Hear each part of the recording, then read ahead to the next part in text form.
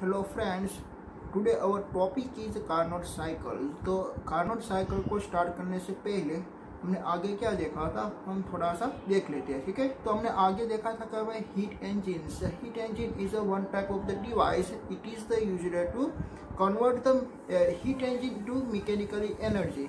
एक टाइप का एक डिवाइस था, हमने इसको यूज किया था एक हीट इंजन को एक मैकेनिकली इंजन में कन्वर्ट करने के लिए। इस this method is requires to the two elements. The one is the reservoir at the high temperature and the second is the sink at the low temperatures. ठीक है, तो वहां से हमारी हीट मीन्स के फ्लो होगी, मीन्स के high temperature to low temperature.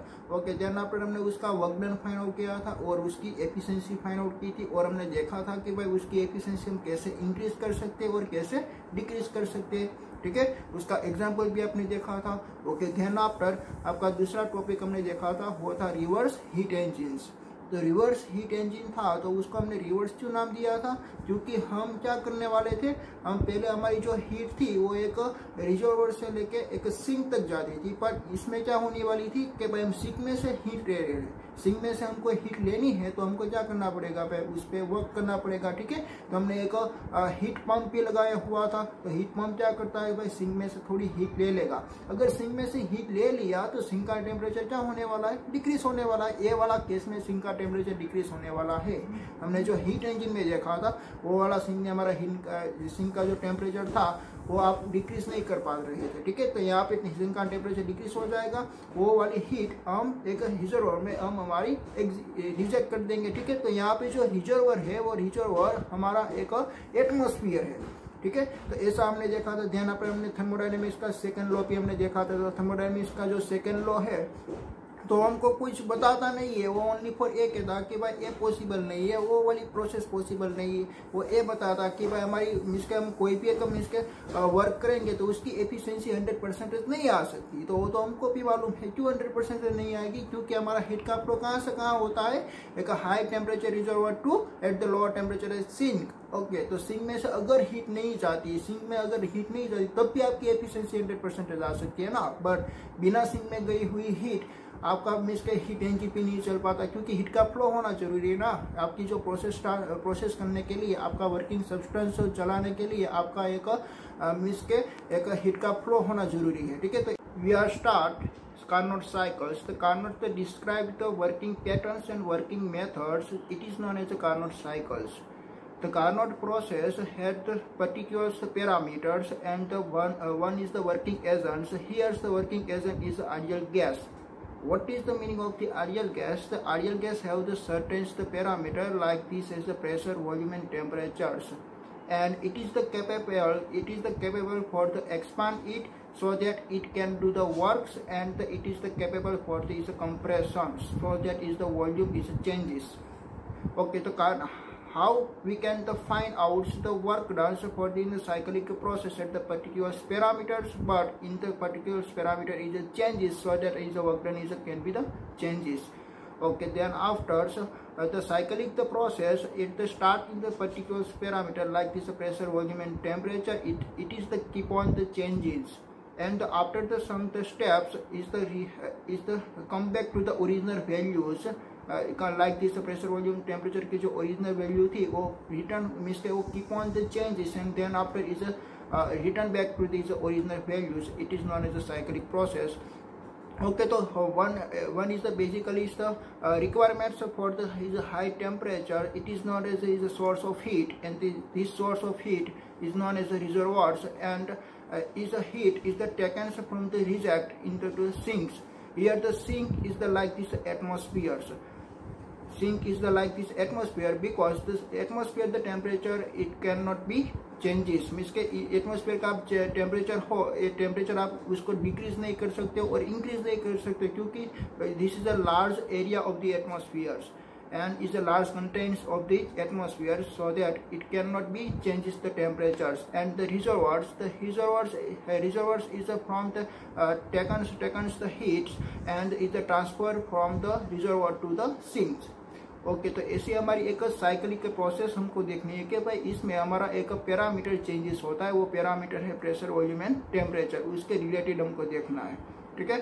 Okay, तो हम उसको एक बेसिकली इसके एक ग्राफिकली रिप्रेजेंट करके एक उसका एक इसके एक ब्लॉक डायग्राम ड्रॉ करके मैं आपको बताता हूँ कि भाई वो कैसे वो कार्नोट साइकिल प्रोसेस करती है और कैसे उसका pressure, volume and temperature changes होता है और कैसे हम उसकी वर्क डन फाइंड आउट करते हैं, ठीक है। तो बेसिकली स्टेप हमारा जो इसका कार्नोट साइकिल जो चेंजेस होता है वो है एक टेम्परेचर और हीट। हम उसकी एक टेम्परेचर और हीट को चेंजेस करने के लिए हमारे पास एक 2 प्रोसेस अवेलेबल है, is isothermal process and second is adiabatic process. तो हम एक आइसोथर्मल और एडियाबेटिक प्रोसेस के रिलेटेड हम सभी सारी जो प्रोसेस हम लिखने वाले हो वो सभी सारी प्रोसेस मैं आपको बताऊंगा। Okay, I will explain the Carnot cycles. The Carnot cycle is a one type of the working process and working patterns. ठीक है, वो एक मीन्स के हमारा जो इंजन में जो वर्किंग होता है उसकी एक पैटर्न है, उसकी एक मेथड है। वो सभी सारे इंजन जो हमारा एक हीट इंजन को, हीट एनर्जी को एक मैकेनिकल एनर्जी में कन्वर्ट करना चाहता है, वो सभी सारे इंजन यही थियरम से मीन्स के वर्किंग करता है, ठीक है। This theorem is known as a Carnot cycles. Okay, तो उसके लिए हमारी जो मीन्स के जो बेसिकली हमारी जो रिक्वायरमेंट है वो one requirement is the reservoirs, means के एक the high temperature body and second requirement is our sinks. The sink is the temperature is cannot be decreased and the reservoir temperature is cannot be decreased and the sink temperature is cannot be increased, ठीक है। तो मैं यहाँ पे एक block diagram draw करके मैं आपको एक्सप्लेन करता हूँ कि मैं फर्स्ट में ड्रॉ करता हूँ भाई रिजर्वर्स। ओके, तो ऐसे मैं यहाँ पे एक रिजर्वर ड्रॉ करता हूँ, पर ए रिजर्वर में जो ड्रॉ कर रहा हूँ वो एक स्पेशल रिजर्वर है। इसमें मैंने ए जो वाली वॉल है, this wall is a adiabatic wall. तो एडियाबेटिक वॉल के हम किसको बोलते हैं, वो इंसुलेटिंग वॉल भी बोल सकते हैं, ठीक है। तो एडियाबेटिक वॉल मीन्स के यहाँ से हमारी हीट ट्रांसफर नहीं हो सकती, ठीक है।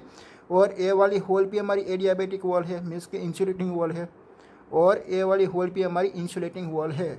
बट इसमें से मैंने वन सरफेस एक कंडक्टिंग सरफेस रखी हुई है। कंडक्टिंग सरफेस मीन्स के यहाँ से हीट इजीली ट्रांसफर हो सकती है। हम ऐसी वॉल को हम डायथर्मिक वॉल भी बोल सकते हैं, ये आपको मालूम है, मैंने आपको बताया था आगे। एक डायथर्मिक वॉल होती है और एक एडियाबेटिक वॉल होती है, ठीक है। तो ऐसी हमारे पास मीन्स के ऐसा हमारा एक रिजर्व बना हुआ है कि इसमें से वन सरफेस हमारी है कंडक्टिंग सरफेस और सभी सरफेस से हमारी, and then after second surface से हमारी, this known as the reservoirs, this temperature is T1। ये हमारा ऐसा मैंने रिजर्वर हमने सिलेक्ट किया हुआ है, ठीक है, एक कार्नोट साइकिल को रिप्रेजेंट करने के लिए। देन आफ्टर हम सिंक कंसिडर करते हैं, सिंक। तो सिंक भी हम ऐसी कंसिडर करते हैं, ठीक है। सिंक का टेम्परेचर हमने कंसिडर किया हुआ है T1। This is the sink. और सिंक की भी ए वाली जो सरफेस है वो वाली सरफेस हम एक इंसुलेटिंग सरफेस कंसिडर करते हैं, ओ वाली सरफेस भी हम इंसुलेटिंग सरफेस हम कंसिडर करते हैं, और ए वाली सरफेस भी हमारी होती है भाई एडियाबेटिक सरफेस। तो यहाँ से हमारी हीट ट्रांसफर नहीं हो सकती, ठीक है। ये तीन साइड से हमारी हीट ट्रांसफर नहीं हो सकती, ओनली फॉर हीट ट्रांसफर हो सकती है जो हमारी ऊपर की सरफेस है वहाँ से, ठीक है। तो ए जो वाली सरफेस है ना, ए वाली सरफेस हमारी है एक डायथर्मिक सरफेस, और ए वाली सरफेस भी हमारी एक डायथर्मिक सरफेस है। ओके, देन आफ्टर मैं यहाँ पे एक इंसुलेटिंग पेयर में ड्रॉ करता हूँ, इंसुलेटिंग पेयर। तो इंसुलेटिंग पेयर का जो स्पेशलिटी ये है कि वह इसमें से सभी सरफेस हमारी एडियाबेटिक सरफेस है, ठीक है। सभी सरफेस हम इंसुलेटिंग सरफेस कंसिडर कर रहे हैं। रिजर्वर का टेम्परेचर मैक्सिमम होता है T1, सिंक का टेम्परेचर मिनिमम होता है T2। तो यहाँ पे मैंने एक लिख दिया कि भाई T2 is less than T1, और इसमें मैंने जो ड्रॉ किया कि भाई इसकी ऑल सरफेस एक इंसुलेटिंग सरफेस है, मीन्स के एक एडियाबेटिक सरफेस है, ठीक है। तो हम उसको बोलते हैं इंसुलेटिंग पेयर, इंसुलेशन पेयर, ठीक है। और मैंने आपको बताया कि भाई हमारी जो कार्नोट साइकिल में जो वर्किंग एजेंट होता है वो वर्किंग एजेंट होता है एक आइडियल गैस, ठीक है। तो वो जो आइडियल गैस होती है वो एक एक्सपांस होती है और एक कंप्रेस होती है, इसलिए हमारी एक रिक्वायरमेंट है एक पिस्टन्स एंड सिलेंडर की। हमारी एक रिक्वायरमेंट है एक पिस्टन्स एंड सिलेंडर।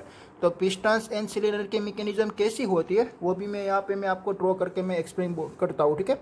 ओके, तो मैं यहाँ पे एक पिस्टन्स और सिलेंडर ड्रॉ करता हूँ। ओके, तो उसकी भी तीन सरफेस होती है, वो एक एडियाबेटिक सरफेस होती है, और उसकी वन सरफेस होती है वो होती है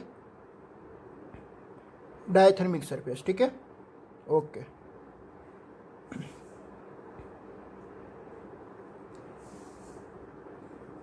ओके, ए वाली जो ऊपर वाली जो सरफेस है वो सरफेस यहाँ पे है एडियाबेटिक सरफेस, और ये साइड वाली सरफेस भी एक एडियाबेटिक सरफेस है। जो दो लाइन ड्रॉ मैंने की है सभी थियरम में, और सभी आपकी एक एडियाबेटिक सरफेस है। ठीक है, ओके। और वो भी सरफेस हमारी एक एडियाबेटिक सरफेस है। ओनली फॉर एक बॉटम वाली जो सरफेस है ओ वाली surface, this surface is a diathermic surface, so that it is known as a conducting surface. इसमें से आपकी हीट एक इजीली ट्रांसफ़र हो सकती है। ठीक है, और हम ये जो वाली आप ब्लॉक देख रहे हो, this block is known as a cylinder, and I will draw the one pistons. This is a pistons, this known as a pistons, and this piston is connected to the ears, the flywheels, and this mechanism is known as a crankshaft mechanisms। ये हमारे engine में आते हैं, वो आपको याद नहीं रखनी है, बट आपको ऐसा ही याद रखना कि भाई this is a fly wheels, और फ्लाई व्हील के साथ आपने कनेक्टेड किया है एक पिस्टन्स। ओके, और पिस्टन्स की जो बॉटम साइड में हमने यहाँ पे फिलअप किया हुआ है एक गैस, ये हमारा एक वर्किंग एजेंट है।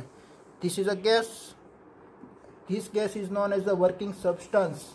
ठीक है, वर्किंग सब्सटेंस हमने कंसिडर किया हुआ एक ideal gas, and ideal gas have the some certains the pressure, volume and temperatures, and it goes on the heat is the kept on the reservoirs, and this is it can do the works। okay, these cylinders is insulating walls। ये सभी आप जो 300 side देख रहे हो, this is a insulating walls, cylinder insulating walls। आपको nomenclature कर देने हैं। ठीक है, this gas is a working substance, ideal gas, working substance, this ideal gas, then after this is a pistons। ठीक है, ओके। ऐसी यहाँ पे मैकेनिज्म है। तो यहाँ पे जो कार्नोट साइकिल होती है वो एक साइक्लिक प्रोसेस है। हम साइक्लिक प्रोसेस किसको बोलते हैं कि भाई हमारे पहले जो स्टार्टिंग हम साइकिल कर रहे हैं तो उसके पास एक प्रेशर, वॉल्यूम और टेम्परेचर की वैल्यू होती है, और टेम्परेचर, प्रेशर और वॉल्यूम की जो वैल्यू पर्टिकुलर पैरामीटर हो, it is the keep on the changes, and then after the step by it is the come back to the original values. ठीक है, तो वो आपको एक ओरिजिनल वैल्यू एक आपको वापस मिल सकती है। आप जहाँ से भी आप स्टार्ट करते हो वहाँ से आप वापस आ जाते हो। It is known as a cycle process. ठीक है, तो ऐसी यहाँ पे एक हमारी जो कार्नोट साइकिल होती है, it is a cyclic process. तो हम फर्स्ट स्टेप स्टार्ट करते हैं। ओके, तो हम फर्स्ट ऑफ ऑल पहले हमारा एक फर्स्ट स्टेप हम स्टार्ट करते हैं। ठीक है, तो ये जो हमारी जो साइकिल बनी हुई है एक 4 स्टेप में हमने डिवाइड की हुई है। तो हम फर्स्ट पहले एक स्टेप स्टार्ट करते हैं। तो यहाँ पे जो हमने आइडियल गैस रखी है ना, तो वो आइडियल गैस के पास एक स्टार्टिंग में उसके पास प्रेशर, वॉल्यूम और टेम्परेचर होती है। ठीक है, वो जो प्रेशर, वॉल्यूम और टेम्परेचर है मैं यहाँ पे इंडिकेट कर देता हूँ। This pressure is P1, volume is V1 and temperature is T1। ठीक है, तो ऐसा मैंने यहाँ पे इंडिकेट कर दिया कि भाई प्रेशर, वॉल्यूम एंड टेम्परेचर ऐसे होते हैं। ओके, तो फर्स्ट ऑफ ऑल हमको क्या करनी है कि भाई ये जो हमारी पिस्टन है वो पिस्टन्स को हमको एक रिजर्वर के ऊपर रख देनी है। ठीक है, तो पिस्टन सिलेंडर की जो मैकेनिज्म है इस kept on the first step is on the reservoirs. Okay, तो हम रिजर्वर पर उसको रख देते हैं। तो हम यहाँ पे वापस ये फिगर ड्रॉ करते हैं, तो उसकी फिगर इस टाइप की होगी। ओके, तो मैंने यहाँ पे ड्रॉ कर ली है अब मेरी फिगर का। आपने क्या किया कि भाई ये जो वाली पिस्टन है वो पिस्टन्स को आपने रख दिया है कि रिजर्वर पे। ठीक है, तो आपका रिजर्वर का आपने एक स्पेशलिस्ट क्या रखी थी कि भाई उसमें जो एक हमारी वन सरफेस थी, this one surface is adiabatic surface नहीं है। वो सभी सारी जो सरफेस है वो एक एडियाबेटिक सरफेस है, बट हमारी एक वन सरफेस है कैसी हमने रखी थी, this is a diathermic surface. ठीक है, तो डायथर्मिक सरफेस में आपकी हीट इजीली ट्रांसफर हो सकती है, और रिजर्वर के पास हीट बहुत ज़्यादा होती है क्योंकि उसका टेम्परेचर बहुत ज़्यादा होता है। ठीक है, ओके, तो रिजर्वर पे हमने क्या कर दिया कि भाई ऐसा हमने पिस्टन्स लगा दिया। पिस्टन्स का भी मैकेनिज्म आपको ख्याल है कि भाई पिस्टन्स की जो डाउन की जो सरफेस थी वो एक हमारी डायथर्मिक सरफेस है, वो भी एक इजीली एक हीट को ट्रांसफ़र कर सकती है। ठीक है, ओके, तो ऐसा हमने उसके ऊपर रख दिया तो आपको मालूम होगा कि भाई क्या होने वाला है कि भाई पिस्टन्स के पास जो पहले आइडियल गैस थी उसका जो टेम्परेचर था, टेम्परेचर वॉल्यूम एंड प्रेशर था V1 P1 एंड T1, तो उसमें कोई चेंजेस आने वाला है, ठीक है। बट ये जो प्रोसेस है, this process is isothermal process, isothermal process. तो हमारा फर्स्ट स्टेप है, this process is known as isothermal process. तो आइसोथर्मल प्रोसेस के रिगार्डिंग आपको मालूम होगा कि भाई this process is a slow process and the temperature is a constant. तो यहाँ पे मैंने जो टेम्परेचर की मैं बातचीत कराऊँ T1, तो T1 आपका टेम्परेचर चेंज नहीं होने वाला है, T1 आपका टेम्परेचर चेंज होने वाला नहीं है। यहाँ पे आपका T1 टेम्परेचर चेंज नहीं होगा, बट हीट तो ट्रांसफर होगी ना, क्योंकि ये दोनों सरफेस कैसी है भाई, डायथर्मिक सरफेस है, ठीक है। तो इसके पास हीट ज़्यादा होती है और हीट यहाँ से यहाँ ट्रांसफर हो गए। अगर हीट ट्रांसफर होगी तो उसका टेम्परेचर ऑब्वियसली क्या होना चाहिए भाई, इंक्रीज होना चाहिए। बट यहाँ पे क्या अलाउड नहीं है कि भाई टेम्परेचर इंक्रीज होना अलाउड नहीं है। तो टेम्परेचर इंक्रीज होना अलाउड नहीं है तो क्या होगा, तो वो क्या करते हैं कि भाई टेम्परेचर तो हमारा मीन्स के इंक्रीज नहीं होना चाहिए। तो टेम्परेचर, अगर हमारा टेम्परेचर इंक्रीज नहीं होगा और हमारे पास हीट ज़्यादा हो गई, मीन्स के एनर्जी ज़्यादा हो गई, तो वो क्या करेगा भाई, वो पिस्टन्स को अपर डायरेक्शन में फोर्स लगाएगा। वो पिस्टन्स को अपर डायरेक्शन में फोर्स लगाएगा तो ये प्रोसेस मीन्स के उसका वॉल्यूम क्या होने लगा, इंक्रीज। पहले इतना ही वॉल्यूम था, देना पर उसका वॉल्यूम इंक्रीज होने लगा। ओके, तो उसका वॉल्यूम इंक्रीज हुआ तो प्रेशर क्या होगा भाई, डिक्रीज होगा। अगर प्रेशर उसका डिक्रीज होगा तो टेम्परेचर में कोई चेंजेस आएगा, टेम्परेचर में चेंजेस आता है। बट यहाँ पे आपको टेम्परेचर में चेंजेस नहीं लाना है, इसलिए तो आपका पिस्टन किस डायरेक्शन में गया, अपर डायरेक्शन में। ख्याल है आपको, यहाँ की मीन्स के आपने क्या किया था भाई, रिजर्वर पर मुक दिया तो उसका टेम्परेचर बहुत ज़्यादा होता है, ठीक है।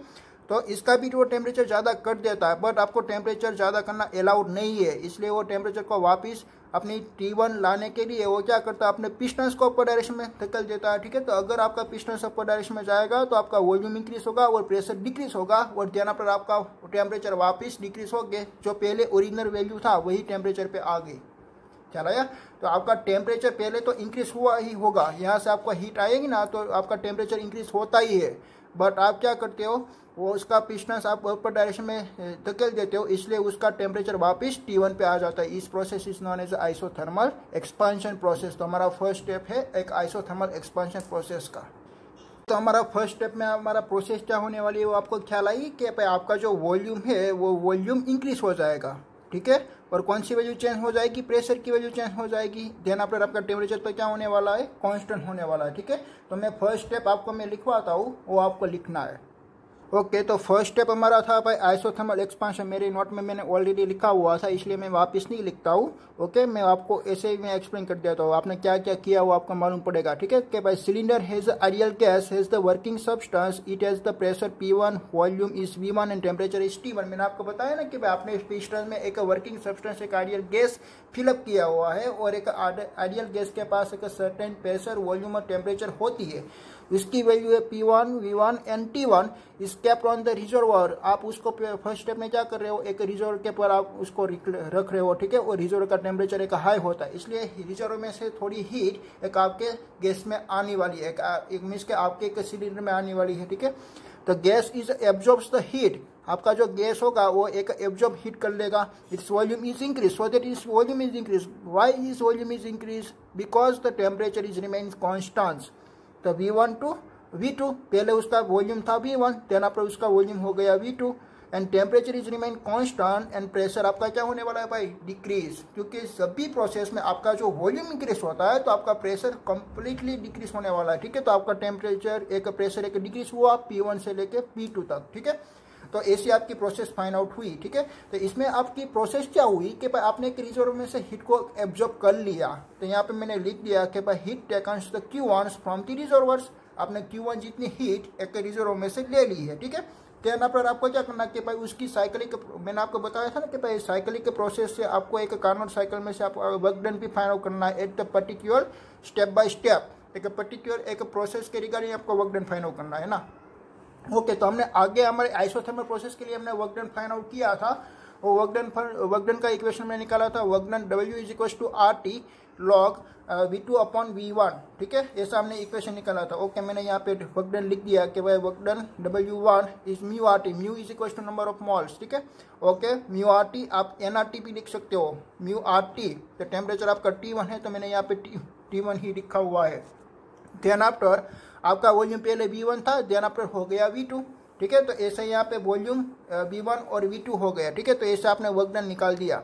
ओके, देन आफ्टर आपको क्या करना है कि भाई वो जो आपका वर्क डन आया, तो वो वर्क डन आपकी जो process I isothermal expansion process, उसको आपको एक पीवी डायग्राम में इंडिकेट करनी है। तो पीवी डायग्राम में हम कैसे इंडिकेट करते हैं हम देखते हैं। ओके, हम पीवी डायग्राम ड्रॉ करते हैं।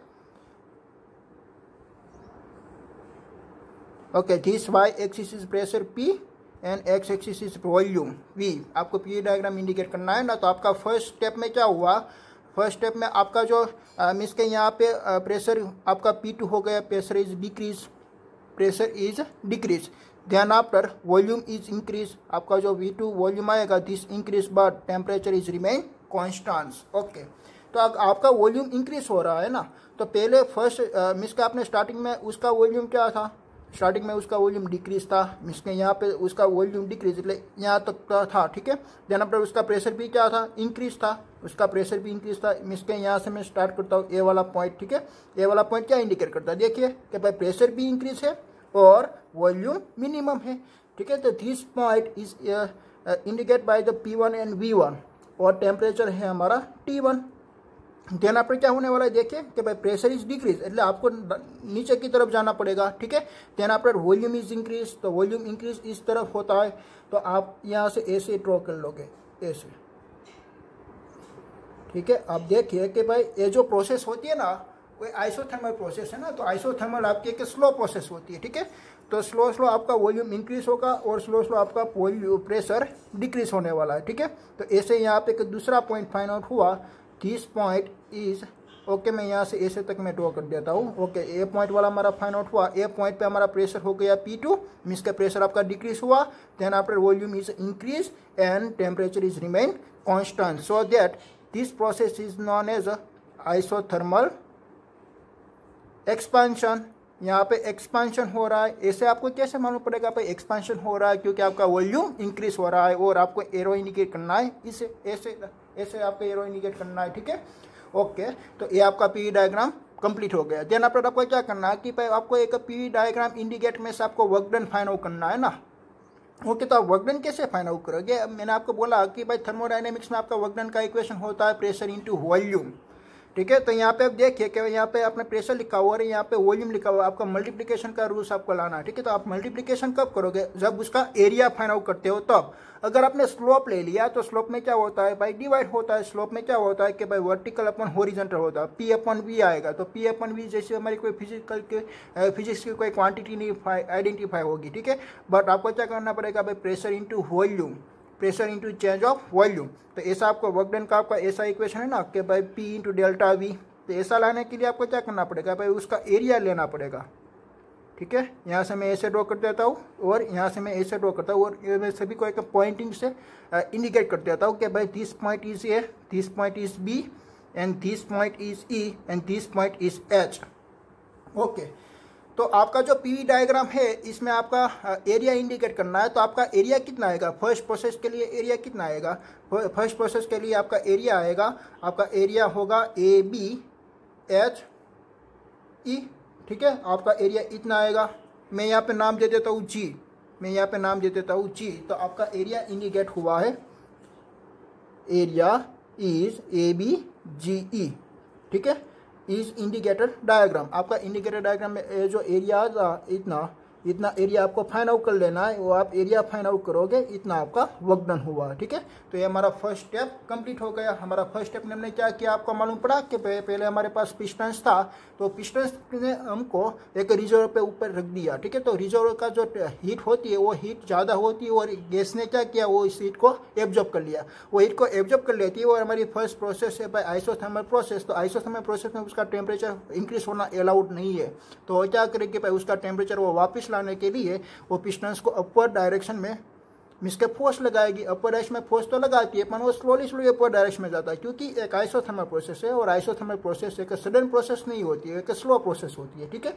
ओके, नेक्स्ट देन आफ्टर हम क्या करते हैं कि भाई आपको एक ये जो हमारे जो मैकेनिज्म में फाइंड आउट हुआ P2, V2 और T1, देन आफ्टर ये जो वाली पिस्टन है वो पिस्टन को हम रख देंगे इंसुलेटिंग पैड ऊपर। हमारा सेकंड स्टेप में हम क्या करते हैं कि इंसुलेटिंग पैड ऊपर रख देते हैं। अगर आपने इंसुलेटिंग पैड ऊपर रख दिया तो आप देखिए कि भाई यहाँ पे तो एक एडियाबेटिक वॉल अवेलेबल है। तो एडियाबेटिक वॉल का क्या मीनिंग होता है कि भाई यहाँ पे एक हीट ट्रांसफर होना अलाउड नहीं है। आपका टेम्परेचर चेंज हो सकता है बट यहाँ पे हीट ट्रांसफर होना अलाउड नहीं है।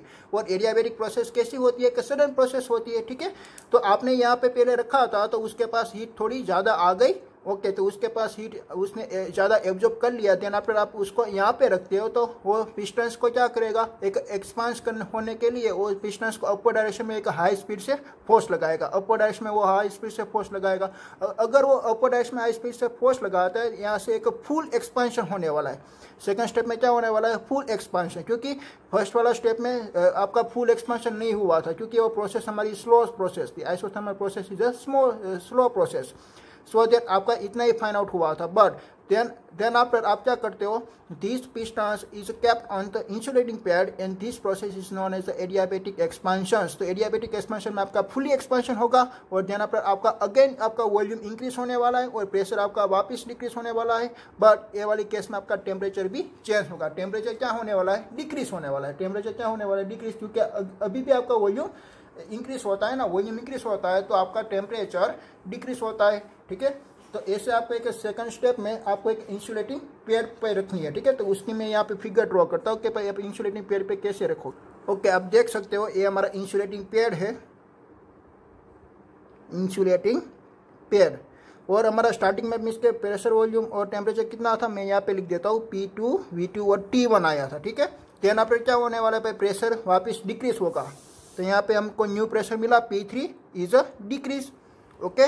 V3 हमको वॉल्यूम वापस मिला, V3 is increase, so that second आपको यहाँ पे टेम्परेचर आपका इंक्रीज और डिक्रीज हो सकता है। क्या होगा यहाँ पे टेम्परेचर का कि भाई टेम्परेचर इज डिक्रीज, तो टेम्परेचर यहाँ पे डिक्रीज हो रहा है, ठीक है, ओके।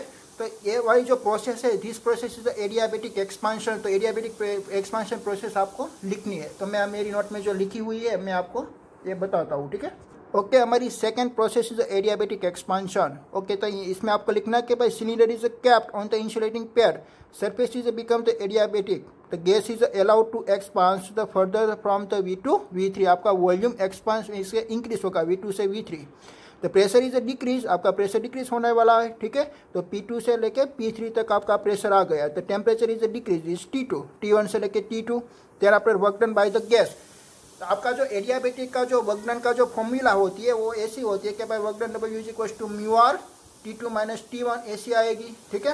क्योंकि आपका फाइनल टेम्परेचर कितना हुआ है T2, इनिशियल टेम्परेचर कितना था T1, इनिशियल टेम्परेचर आपका T1 था। तो μr T2 minus T1 is represent by the, okay. तो आपको भी उसका भी एक PV डायग्राम में आपको इंडिकेट करना है, ठीक है। तो मैं PV डायग्राम में इंडिकेट करके मैं आपको बताता हूँ, ओके। यहाँ पे आपको फाइंड आउट हुआ था ना कि भाई P2 V2 और T1।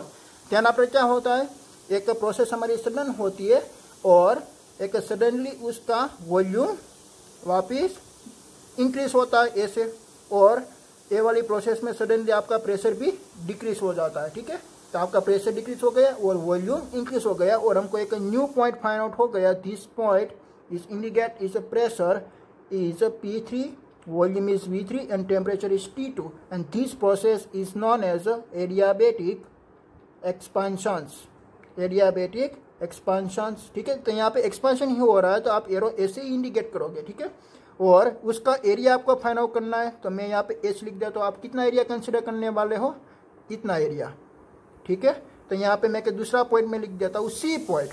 तो आपको एरिया इंडिकेट करना है, एरिया इज BCSG, ठीक है। इतना एरिया आपका क्या, इतना एरिया जो आपका वर्क डन फाइंड आउट होगा, ये आपका second work done find out हुआ है W2। तो वो कितना वर्क डन आएगा आपका μr T2 माइनस T1, ठीक है। This area is represents the work done of the adiabatic expansions, ठीक है।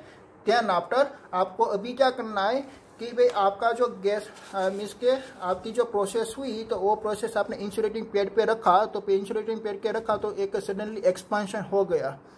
देन आफ्टर आपको क्या करना है कि भाई उसका प्रेशर मीन्स के उसका वॉल्यूम बहुत ज़्यादा हो गया, पिस्टन हमारा अपर डायरेक्शन में मूवमेंट हो गया, बट आपको उसको लाना एक अपनी ओरिजिनल पोजीशन पे। तो आपको क्या करना पड़ेगा भाई, पिस्टन को डाउनवर्ड डायरेक्शन में लाना पड़ेगा। तो पिस्टन कैसे डाउनवर्ड डायरेक्शन में आएगा, जब उसमें उसकी जो हीट होती है, हीट की एनर्जी, उसके पास एनर्जी है, वो एनर्जी वो रिलीज कर दे, देन आफ्टर उसका वॉल्यूम डिक्रीज हो सकता है। ठीक है, तो उसका वॉल्यूम को डिक्रीज करने के लिए हमारे पास एक थर्ड ऑब्जेक्ट अवेलेबल है, सिंक। तो हम क्या करते हैं, वो पिस्टन्स को यहाँ पे सिंक पे रख देते हैं। अगर आपने सिंक पे रख दिया तो क्या होने वाला है कि भाई इन दोनों की बीच का जो मीन्स के वॉल होती है, this wall is a diathermic wall.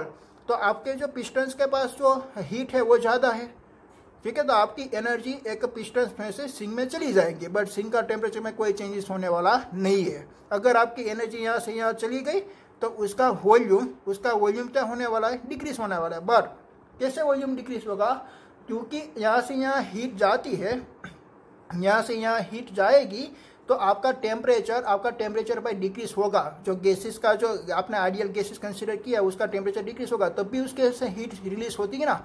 अगर टेम्परेचर डिक्रीज होगा बट आपकी प्रोसेस ऐसी रखनी है कि भाई उसका टेम्परेचर डिक्रीज ना हो, तो आप कैसी प्रोसेस करेंगे, isothermal process. But isothermal process में यहाँ पे वॉल्यूम तो क्या हो रहा है भाई, डिक्रीज। यहाँ पे पिस्टन्स डाउनवर्ड डायरेक्शन में आ रहा है। अगर आपका पिस्टन्स डाउनवर्ड डायरेक्शन में आ रहा है तो इस प्रोसेस को हम बोलेंगे भाई कंप्रेशन प्रोसेस। तो ये वाली प्रोसेस होने वाली आइसोथर्मल कंप्रेशन प्रोसेस। ठीक है, तो उसको मैं ड्रॉ करके मैं आपको बताता हूँ।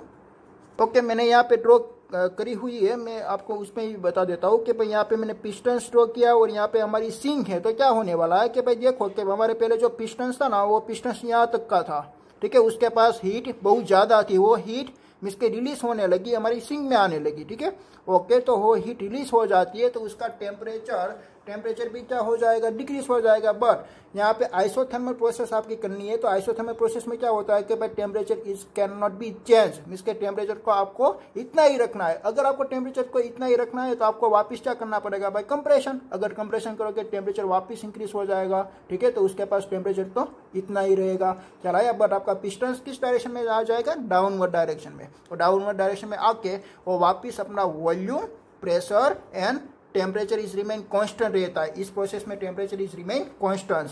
ठीक है, तो पहले आपका जो टेम्परेचर था वो कितना था, T2 था। आपका जो पहले टेम्परेचर था वो T2 था, तो ये वाली प्रोसेस में भी आपका टेम्परेचर T2 ही रहता है।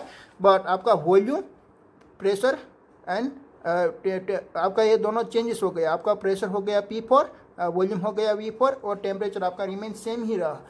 ओके, तो यहाँ पे वॉल्यूम आपका हो रहा है डिक्रीज एंड प्रेशर हो रहा है इंक्रीज। ठीक है, तो वो प्रोसेस को हम लिख लेते हैं, आइसोथर्मल कंप्रेशन प्रोसेस। ठीक है, ओके।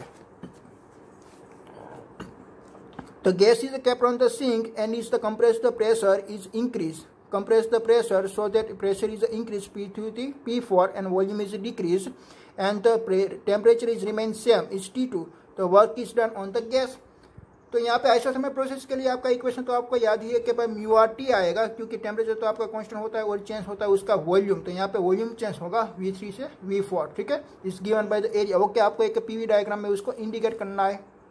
ओके, यहाँ पे आपका पीवी डायग्राम था, इसमें आपका P3, V3 और T2 आया था। ठीक है, ध्यान आप क्या हो रहा है कि भाई आपका वॉल्यूम डिक्रीज हो रहा है और प्रेशर इंक्रीज हो रहा है। तो ऐसे वॉल्यूम डिक्रीज हुआ और प्रेशर भी इंक्रीज हुआ। अपन ये प्रोसेस कैसी है, ये प्रोसेस है स्लो प्रोसेस। ठीक है, तो वो स्लोली में इसके वॉल्यूम आपका डिक्रीज हो रहा है और प्रेशर इंक्रीज हो रहा है, ऐसे उसका ग्राफ मिलेगा आपको। ठीक है, तो यहाँ पे ABC और मैं यहाँ पे इंडिकेट कर देता हूँ D, और D पॉइंट पे आप यहाँ पे न्यू वैल्यू लिख सकते हो, this pressure is will be decrease and pressure is increase and volume is decrease, then after temperature is remain same. This process is known as isothermal compression process. मैंने arrow A से indicate किया। ठीक है, this process is known as a compression process, isothermal compression. Okay, then after हमको इसका area find out करना है ना, तो यहाँ से मैं इसी में लाइन ड्रॉ कर देता हूँ और यहाँ पे मैं लिख देता हूँ F। ओके, तो आपका एरिया कितना मिलेगा आपको, area is isothermal compression process is DCHF। इतना आपको एरिया फाइंड आउट हुआ। ठीक है, ओके, तो इतना आपका एरिया में इसके आप इंडिकेट करोगे। ऐसे में यहाँ पे ड्रॉ कर देता हूँ AC लाइन। तो वो जो वाला एरिया आया, this area is isothermal compression process. Okay, then after आपको क्या देखना है कि एक लास्ट स्टेप आपको देखना है कि लास्ट स्टेप में आपको क्या करना है कि आपने देखा कि भाई आपका जो पिस्टन है ना, अभी भी पिस्टन आपकी ओरिजिनल जो आपने स्टार्टिंग किया था ना वही साइकिल पे नहीं आया है। आपका जो स्टार्टिंग में जो प्रेशर वॉल्यूम और टेम्परेचर था उसका जो वैल्यू थी वो वही वैल्यू पे वो अभी भी वापस नहीं आए। तो आपको क्या करना पड़ेगा, उसको एक इंसुलेटिंग पैड पे रखना पड़ेगा।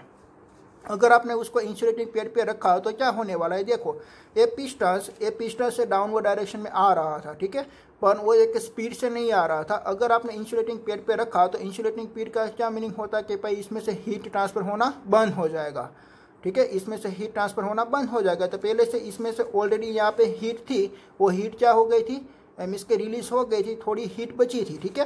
तो वो थोड़ी हीट बची तो हमने इंसुलेटिंग पैड पे रखा तो हमारा जो मीन्स के जो पिस्टन से डाउनवर्ड डायरेक्शन में आ रहा था वो सडनली डाउनवर्ड डायरेक्शन में आ जाएगा, और सडनली डाउनवर्ड डायरेक्शन में आके उसका टेम्परेचर इंक्रीज हो जाएगा, ठीक है।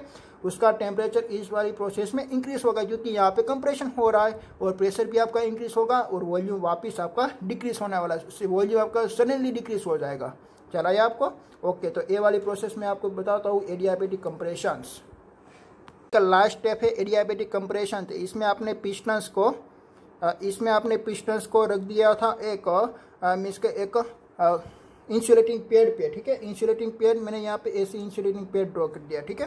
तो working substance kept on the insulating pad is compressed adiabatically, pressure is change is P4 to P1 and volume is increase, volume आपका मीन्स के डिक्रीज हो जाएगा, pressure is increase and the temperature of the insulating pad is from the T2 T1, वापिस उसका temperature क्या हो गया, increase हो गया, ठीक है। जितना कितना आ गया भाई, जो हमारा T1 था वही हमारा टेम्परेचर T1 आ गया, और प्रेशर भी हमारे पास था वही हमारा प्रेशर आ गया, ठीक है।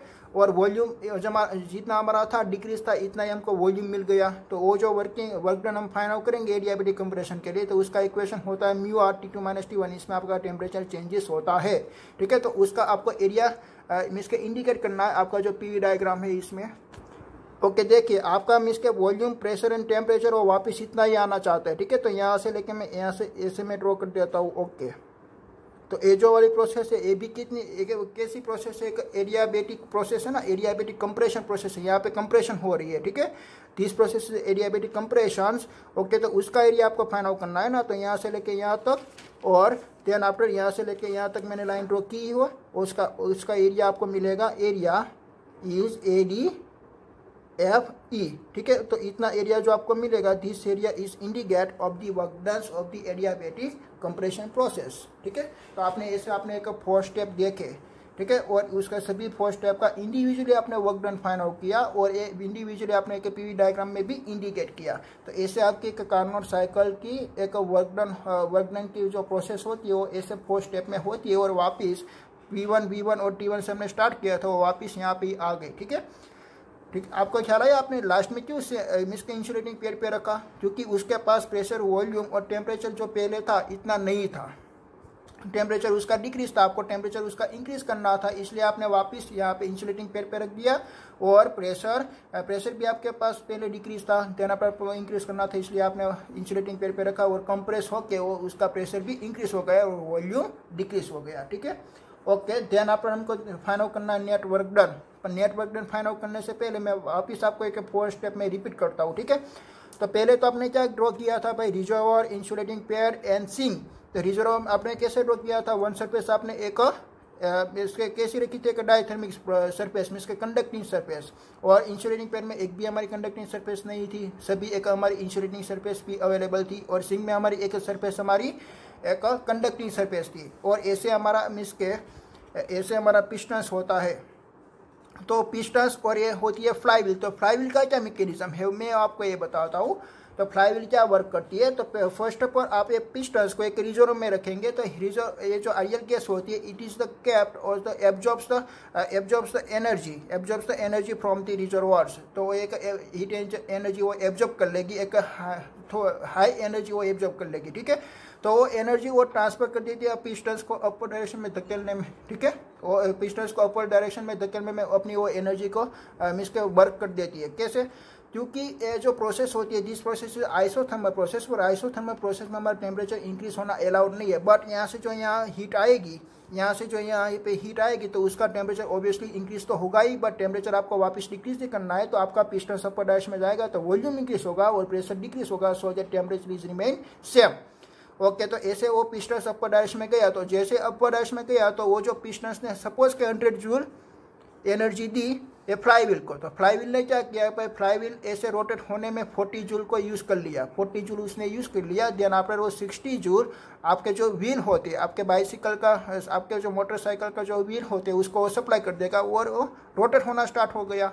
ठीक है, बट आप एनर्जी कितनी सप्लाई कर रहे हो, 100 जूल, बट आपका जो व्हील था बाइक का व्हील वो ओनली फॉर 60 जूल एनर्जी का ही इसका वर्क डन आपको बता रहा है। तो 40 जूल एनर्जी कहाँ पे गई, 40 जूल एनर्जी ए फ्लाईव्हील ने कंज्यूम कर लिया, एब्जॉर्ब कर लिया। क्यों एब्जॉर्ब कर लिया, क्योंकि वो खुद को भी रोटेट होना था ना एटमॉस्फेयर में, उसको खुद को भी रोटेट होना था ऐसे एटमॉस्फेयर में, तो उसने एक 40 जूल तो एनर्जी ले लिया। मैंने आपको ऐसे एग्जांपल दे दिया, ठीक है, कि 100 जूल एनर्जी सपोज के वो एक रिजर्व में से लेता है और इसमें से 40 जूल एनर्जी हमारा फ्लाईव्हील एब्जॉर्ब कर लेता है। ओनली फॉर 60 जूल एनर्जी हमारा जो व्हील होता है, एक बाइसिकल का जो व्हील होता है उसको मिलती है और एक रोटेट होती है। ठीक है, ओके, तो वो 40 जूल कब वो यूज़ करेगा वो मैं आपको बताता हूँ। पहले आपने रिजर्व पे रखा तो आपका पिस्टन अपर डायरेक्शन में गया, देन आप क्या करोगे, this process is isothermal expansion, पर वो एक्सपांशन वाली जो प्रोसेस थी, this process is slow. Then आप इंसुलेटिंग पैड पे रखोगे तो आपका एक्सपांशन और होने लगेगा, और फुल एक्सपांशन हुआ तो इसमें आपका टेम्परेचर डिक्रीज हुआ, इसमें आपका टेम्परेचर क्या हुआ भाई, डिक्रीज हुआ। ठीक है, तो वो पिस्टन आपका अपर डायरेक्शन में चला गया। ठीक है, देन आपको क्या करना है कि वो जो पिस्टन्स थी वो पिस्टन्स को वापस आपको सिंक पे रखनी है। वापस आप सिंक में रखोगे तो आपकी जो पिस्टन्स के पास जो गैस थी तो वो गैस के पास एक हाई एनर्जी अवेलेबल थी, वो एनर्जी रिलीज कर देगी सिंक में। ठीक है, सिंक में रिलीज कर देगी तो उसके पास मीन्स के टेम्परेचर भी क्या होने वाला है, डिक्रीज होने वाला, पर आपको टेम्परेचर कॉन्स्टेंट रखना है क्योंकि this process isothermal compression process. तो वो क्या करती है भाई, पिस्टन्स को एक डाउनवर्ड डायरेक्शन में ले जाएगी, पिस्टन्स को डाउनवर्ड डायरेक्शन में आएगा तो प्रेशर इंक्रीज होगा और वॉल्यूम डिक्रीज होगा। ठीक है, ओके, तो ये पिस्टन्स को नीचे आया। ठीक है, ध्यान आप वो पिस्टन्स को नीचे लाने के लिए हमको एनर्जी कहाँ से मिलेगी, ये फ्लाईव्हील में से मिलेगी। फ्लाईव्हील ने पहले क्या की थी, 40 जूल एनर्जी उसने एब्जॉर्ब कर ली थी, वो 40 जूल एनर्जी से वो पिस्टन्स को ऐसे मिस के वो ऐसे रोटेट करती है, उसके पास इनर्शिया ज़्यादा होता है, एक मोमेंटम ऑफ इनर्शिया मिस के रोटेशनल मोशन का इनर्शिया उसके पास ज़्यादा होता है। वो इनर्शिया ज़्यादा होता है इसलिए वो कंटिन्यूसली रोटेट करके वो पिस्टन्स को डाउनवर्ड डायरेक्शन में फोर्स लगाएगी और एक 40 जूल जो एनर्जी उसने एब्जॉर्ब की थी वो एनर्जी इसमें लगा दिया। ख्याल आया, तो ऐसे आपका पिस्टन्स नीचे आ रहा है, पर वो पिस्टन्स स्लो नीचे आ रहा है। देन आप क्या कर रहे हो, आपको एक प्रेशर एक पहले था P1, तो ऐसा आपको प्रेशर फाइंड आउट करना है, तो आप वापस उसको एक इंसुलेटिंग पैड पे रख देंगे तो वापस आपकी एडियाबैटिक कंप्रेशन प्रोसेस होगी, और जैसे आपका PV और T1 से आपने स्टार्ट किया था वहाँ पे आपका वापस ग्राफ आ गया। ठीक है, ओके, देन आपको क्या फाइंड आउट करना है, net work done find out करना है। फाइंड आउट करने से पहले मैं आपको दो बातचीत बताना चाहता हूँ कि भाई आपका जो एक्सपांशन हुआ फर्स्ट स्टेप में, ठीक है, तो एक्सपांशन हुआ है तो work done by the gases हुआ है ना, तो इस work done is a positive work done. Then आप दूसरे वाली केस में आपने इंसुलेटिंग पैड में रखा, अभी भी एक्सपांशन हो रहा था, वो भी एक वर्क डन कर रही थी हमारी जो गैस थी वो। देन आफ्टर थर्ड वाली फेस में क्या हुआ, तो work done on the gases हुआ, and this is the compression. तो कंप्रेशन में work done on the gases होता है और एक्सपांशन में work done by the gases होता है। ठीक है, ओके, हमको फाइंड आउट करना नेटवर्क डन। तो नेटवर्क डन आपका इक्वेशन ऐसे निकला था कि आप हीट कितनी सप्लाई कर रहे हो, मैं हीट इंजन के बारे में बातचीत कर रहा हूँ। तो आप हीट एक रिजर्वर में चला रहे थे, वो हीट थी आपकी Q1 और लास्ट में आपको सिंक में कितनी हीट गई, सपोज के Q2, तो इन दोनों के बीच का डिफरेंस कितना हुआ, it is known as a work done, तो Q1 माइनस Q2 ऐसा आपका इक्वेशन था। ठीक है, ओके, तो यहाँ पे आपकी 4 प्रोसेस हो रही है ना, तो यहाँ पे हम ऐसे लिख रहे हैं कि भाई Q1 इसका आप हीट ले रहे हो तो वो हो रही है एक्सपांशन, तो work done work by gases, इसको हम बोलेंगे वर्क बाय गैसेस क्योंकि एक्सपांशन हो रहा है इसलिए। देन आफ्टर हमारी सेकेंड प्रोसेस होती है work done on the gases, क्योंकि कंप्रेशन प्रोसेस है ना, वर्क ऑन द गैस। तो वर्क बाय द गैसेस में हमारा जो 2 स्टेप आएगा, फर्स्ट वो आएगा W1 plus W2, and then after work on the gases में आने वाला है W3 माइनस W4। ठीक है, आप देखिए कि आपको total work done find out करना था। मैंने आपको क्या बोला था भाई, work done by the gases वाला जो वर्क डन आएगा वो पॉजिटिव आएगा। देखो दोनों पॉजिटिव पॉजिटिव है। देन आफ्टर जो हमारा work done on the gases हो रहा है दिस इज अ नेगेटिव, तो यहाँ पे दोनों मैंने क्या लिख दिया, नेगेटिव। मैं पहले क्या कर देता हूँ कि भाई सभी सारे वर्क डन की मैं यहाँ पे फॉर्मूला लिख देता हूँ कि भाई μ1 W1 इज इक्वल टू आती है μr T1, this is isothermal expansion process. ठीक है, तो ऐसा उसमें आया। एंड सेकेंड वर्क डन हमारा था एक एडियाबेटिक एक्सपांशन, एडियाबेटिक एक्सपांशन था हमारा। ओके, एडियाबेटिक एक्सपांशन में आपका टेम्परेचर चेंजेस होता है। ठीक है, देन आफ्टर थर्ड आपका वर्क डन था वो था एक आइसोथर्मल कंप्रेशन, आइसोथर्मल कंप्रेशन था आपका V3/V4। And then after last आपका था वो एडियाबेटिक कंप्रेशन था, तो μr T1 - T2। ठीक है, तो ऐसा मैंने लिख दिया। ओके, तो आप देख सकते हो कि मैंने यहाँ पे एक T1 - T2 और T2 - T1 ऐसा मैंने अल्टरनेट मैंने आगे लिखा था, पर मैंने यहाँ पे सेम लिख दिया। क्यों? क्योंकि आपको याद रखना है कि भाई एडियाबेटिक जो एक्सपांशन और कंप्रेशन होती है उस दोनों की वैल्यू आपकी सेम आती है। जो टेम्परेचर का जो रेशियो होता है, टेम्परेचर का जो डिफरेंस होता है, वो टेम्परेचर का डिफरेंस दोनों में सेम आता है। का तो आप T2 - T1 भी लिख सकते हो, का तो T1 - T2 भी लिख सकते हो। ठीक है, उसका जो टेम्परेचर का रेशियो सेम आता है adiabatic compression and adiabatic expansion वाला वर्क डन में। ठीक है, ओके, और सभी की वैल्यू आपको यहाँ पे रख देनी है। ठीक है, तो मेरा इक्वेशन ऐसे बनेगा, मैं यहाँ पे लिख देता हूँ। ठीक है, ओके, तो मैं पहले वर्क डन W1 और W2 की मैं वैल्यू में पुट करता होता हूँ। μr T1 log V2/V1 plus यहाँ पे मैं लिखता हूँ μr T1 - T2। ये हमारा फर्स्ट स्टेप क्लियर हो गया। देन अपन माइनस यहाँ पे मैं लिखता हूँ μr T2 log V3/V4 और यहाँ पे आएगा माइनस μr T1 - T2। देखिए कि इन दोनों की वैल्यू सेम ही है। मैंने आपको बोला था ना कि भाई एडियाबेटिक एक्सपांशन और कंप्रेशन इन दोनों का प्रेशर का जो चेंजेस, टेम्परेचर का जो चेंजेस होता है वो दोनों में सेम होता है, इसलिए ये दोनों कैंसिल आउट हो गया। तो रिमेनिंग वैल्यू आपकी क्या बची, तो net work done W is equal to μr T1 V2/V1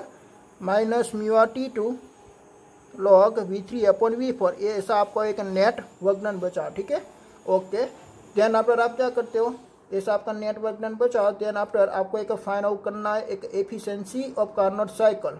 तो वो जो नेट वर्क डन है ना, तो वो नेट वर्क डन आपका एक PV इंडिकेटर डायग्राम में वो क्या रिप्रेजेंट करती है, वो ओनली फॉर इतना ही वर्क डन रिप्रेजेंट करती है। कितना, A से लेके B तक का, देन आफ्टर B से लेके C तक का, और C से लेके D तक का, और A से लेके D तक। आप जो 20 का जो एरिया देख रहे हो ना, A वाला, ओके, तो A वाला जो एरिया आप फाइंड आउट करोगे तो उसका जो वर्क डन आपको मिलेगा वो आपने लास्ट में जो net work done find out किया था वही आपको मिलने वाला है, A वाला। ठीक है, ये जो डार्क वाला जो मैंने पोर्शन ड्रॉ किया है यहाँ पे, A वाला पोर्शन आपको इतना मिलेगा। ठीक है, ओके, तो इसमें से आप देखिए कि भाई ओनली फॉर जो नेट वर्क डन मिलता है वो हमको एक आइसोथर्मल प्रोसेस ही मिलता है, क्योंकि एडियाबेटिक वाला जो दोनों इक्वेशन था वो तो यहाँ पे कैंसिल आउट हो गया। एडियाबेटिक वाला जो दोनों इक्वेशन था वो तो यहाँ पे कैंसिल आउट हो गया। ठीक है, देन आपको क्या फाइंड आउट करनी है भाई, efficiency of the Carnot cycle की एफिशिएंसी आपको फाइंड आउट करनी है।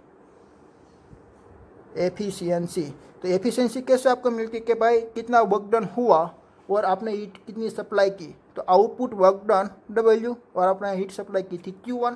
ठीक है, तो यहाँ पे मैं वर्क डन W अपना नेट वर्क डन कितना फाइंड आउट हुआ, इतना, तो वो मैं यहाँ पे लिख देता हूँ। तो μr T1 V2/V1 minus μr T2 ln V3/V4। और आप हीट कितनी लेते हो, आप हीट कितनी एब्जॉर्ब करते हो, तो फर्स्ट स्टेप में आपने आइसोथर्मल एक्सपेंशन में आपने देखा कि आप हीट ले रहे थे एक फर्स्ट वर्क डन जितनी, तो फर्स्ट वर्क डन की वैल्यू आप यहाँ पे लिख देते हो। ठीक है, कि भाई μr T1 ln V2/V1। Then after आप क्या करते हो, देखिए कि भाई यहाँ पे μr है तो सभी में μr कैंसिल आउट हो जाएगा। देन आफ्टर आप क्या करते हो, उसको आप सेपरेट दे देते हो। ठीक है, अगर आपने सेपरेट दे दिया तो क्या होने वाला है, देखिए। तो उसके पहले मैं आपको एक फिनोमिना बताता हूँ कि भाई कैसी होती है वो प्रोसेस। ठीक है, तो आपने एडियाबेटिक एक्सपेंशन, एडियाबेटिक जो प्रोसेस होती है उसका मैंने आपको रिलेशनशिप मैंने आपको बताया था कि भाई उसका रिलेशनशिप ऐसे होता है कि भाई T1V1 raise to gamma -1 equals to T2V2 raise to gamma -1। और उसका जो वॉल्यूम का चेंजेस आया ना कि भाई यहाँ पे वॉल्यूम का चेंजेस आया था V1/V2 is equals to V4/V3। आप उसको अल्टरनेट भी ऐसे भी लिख सकते हो। देखो कहीं पर V2/V1 is equals to V3/V4। ये जो वॉल्यूम का जो चेंजेस आता है वो चेंजेस उसका सेम आता है, उसका जो वॉल्यूम का जो चेंजेस आएगा उसका सेम आएगा। तो ऐसे आप यहाँ पे लिख सकते हो, ठीक है। ओके, देन आफ्टर मैं क्या करता हूँ, यहाँ पे उसको मैं सेपरेट दे देता हूँ। अगर मैंने सेपरेट दे दिया तो आपकी एफिशिएंसी ऐसे फाइंड आउट हो जाएगी। देखिए यहाँ पे T1 V2/V1 ln V2/V1, यहाँ पे ln आएगा, ठीक है। और यहाँ पे आएगा T1 ln V2/V1 and minus यहाँ पे T1 ln V3/V4 और यहाँ पे T2 सॉरी यहाँ पे T2 है और यहाँ पे है T1 ln V2/V1। तो देखिए ये तो दोनों कैंसिल आउट हो गए, तो यहाँ पे तो 1 आएगा। बट आपको यहाँ पे क्या लिखना है, V2/V1 से बदले आप V3/V4 लिख सकते हो। तो ln V3/V4 और ln V2/V1 वो कैंसिल आउट हो गया और यहाँ पे बचा T2/T1। तो इतनी उसकी एफिशिएंसी फाइंड आउट हुई, ठीक है। This efficiency of the Carnot cycle process, ठीक है। एक कार्नोट साइकिल है ना, एक कार्नोट इंजन नहीं है, ठीक है। एक सारी हमने प्रोसेस देखी, हमने जो 4 स्टेप देखा, देना पर हमने नेटवर्क डन निकाला और देना पर हमने जो एफिशिएंसी निकाली। तो उससे क्या प्रूफ होता है, पर इससे वो प्रूफ होता है कि हमारी जो एफिशिएंसी निकली, वो जो एफिशिएंसी हमारे एक कार्नोट प्रोसेस से निकली, वो एक पूरी की पूरी प्रोसेस आप सभी हीट इंजन में, सभी तरीका का आप हीट इंजन जो नेचर में देख रहे हो कि जो वर्क करता है एक हीट इंजन को मैकेनिकल एनर्जी में कन्वर्ट करने के लिए। कोई भी आपका सब्सटेंस हो, कोई भी आपका डिवाइस हो और आपकी एक खुद बॉडी भी हो, आपकी खुद बॉडी भी क्या कर रही है, वो ऐसी प्रोसेस पे वो चल रही है, ठीक है। वो एक हीट इंजन को एब्जॉर्ब करती है, वो एक हीट इंजन सनलाइट में से एब्जॉर्ब करती है और आप भी एक वर्क कर रहे हो। तो आपकी जो बॉडी है ना, वो भी एक जो प्रोसेस से चल रही है। ऐसा आपका डिवाइस भी होता है, कोई भी एक आपका मोटरसाइकिल में आप डिवाइस यूज़ कर रहे हो और आपकी एक बाइक में आपके बाइक में भी आप एक डिवाइस यूज़ कर रहे हो, और सभी सारा डिवाइस यही प्रोसेस से चलती है। बट एक कार्नोट थ्योरम बट उसकी जो एफिशिएंसी होती है, वो एफिशिएंसी एक 1 नहीं आती है, उसकी एफिशिएंसी 1 नहीं आती, क्योंकि T2 का टेम्परेचर 0 नहीं होता और T1 का टेम्परेचर इन्फिनाइट नहीं होता, रिजर्वर का टेम्परेचर इन्फिनाइट नहीं होता और सिंक का टेम्परेचर मीन्स के 0 नहीं हो पाता, ठीक है। तो इसलिए ऑलवेज आपकी एफिशिएंसी क्या आती है, 1 से कम ही आती है। चला आपको। और देन आफ्टर एक कार्नोट थ्योरम बताया। कार्नोट ने क्या थ्योरम बताया कि भाई कार्नोट ने बताया कि वो जो कार्नोट प्रोसेस आपके जो एफिशिएंसी फाइंड आउट हुई, इतनी एफिशिएंसी आप कोई भी डिवाइस में से फाइंड आउट नहीं कर पाते हो, ठीक है। कोई भी डिवाइस में आपने एफिशिएंसी फाइंड आउट करोगे तो कार्नोट थ्योरम से मीन्स के ये जो कार्नोट साइकिल से हमने एफिशिएंसी फाइंड आउट की उससे कम ही आएगी, हम उसको बोलते हैं कार्नोट थ्योरम, ठीक है। तो वो कार्नोट थ्योरम आपको लिखना है। Carnot theorem, for any the heat engine, the working between the two given temperature, the efficiency cannot be equals to the Carnot engine, ठीक है। वो कार्नोट इंजन जितने कोई भी इंजन की एफिशिएंसी नहीं आपको मिलती, it will the always be less than it, उसकी एफिशिएंसी उससे कम ही आपको मिलेगी। ख्याल आया आपको। ओके, तो यहाँ पे आपका चैप्टर होता है फिनिश।